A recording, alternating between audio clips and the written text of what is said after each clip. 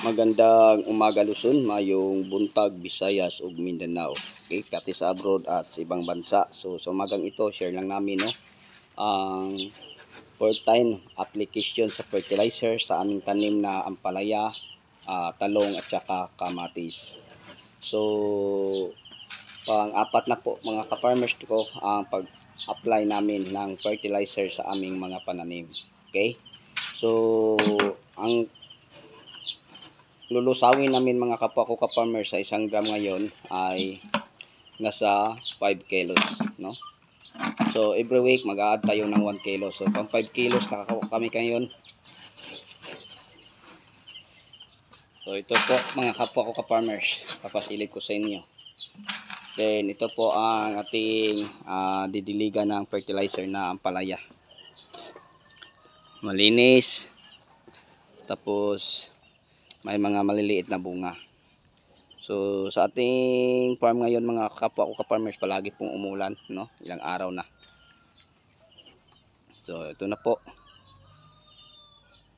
Then sa pagdidilig ng fertilizer mga kapwa ko ka-farmers, dito lang banda kasi yung mga ugat ng ating tanim ng palaya medyo matataas na. So pwede nang nating ilayo, no?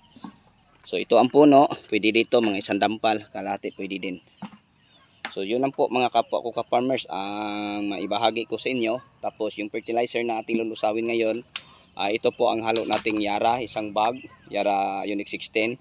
Tapos dalawang bag na 40-14. Tapos may Mega Multi-Plant Vitamin at saka dalawang bag ng Wokosim Granule. So sa bawat gram mga kapwa ko ka-farmers, kahit ano lang, mga 5 kilos pwede na kasi pang-apat na application pa lang, wala pang bunga. So yun, no, ang fertilizer na ating ginagamit. So may mga maliliit na bunga na ating napapansin. Marami na tayong makikitang maliliit na bunga ka-farmers. So ito po, no. So hindi po natin pinupuningan ang ating ampalaya. So yun lang po ang maibahagi ko sa inyo ngayong umaga, yung pagdidilig namin ng fertilizer.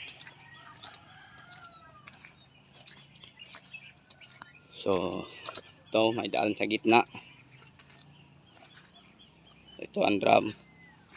So ganito mga kapwa ko ka-farmers, 5 kilos ang ilalagay nating fertilizer. Tapos isang lata, no, na sa mga for 20 siguro bawat puno ml ang maidilig. So ito na po mga ka-farmers ang may share ko sa inyo.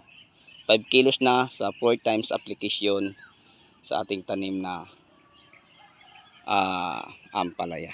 Okay, so bago tayo magtapos, mega shoutout po, no, sa mga viewers natin, bagong viewers, sharer at saka commentator. Okay, so at saka sa mga subscriber natin. So sa inyong lahat, maraming salamat po. Hanggang dito na lang.